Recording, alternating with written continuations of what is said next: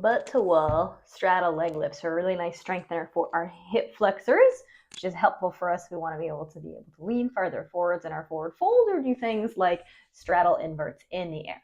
For this exercise, you're going to want to scoot yourself nice and close to the wall.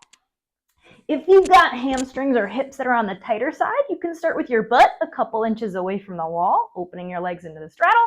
If you've got hamstrings that are a little bit more comfortable, you can start with your butt on the wall, or I'll even show you ways to make this a teeny bit harder. And we're going to start with our legs straddled out to the side, as wide as is comfortable. That doesn't mean you have to pull them down into your widest, craziest straddle. Just let them fall to wherever feels comfortable with gravity. And I keep my legs as straight as I can. A little bit of bend in the knee is okay if you've got tighter hips, but if it feels okay to have them straight, it's going to be a little bit more challenging keeping those legs straight. Keeping my back on the floor, I'm going to try to pull both legs away from the wall and then bring them back to the wall. So this is going to feel like a bit of a squeeze through our quads and our hip flexors in the front of our hips. If this is feeling relatively easy pulling those legs away from the wall, I don't want you to just think about pulling them back in space. I want you to aim your toes down towards the floor. So instead of thighs towards your shoulders, we're going to try to bring our thighs down towards the floor. This is the same movement we do when we lean forwards in our straddle pancake.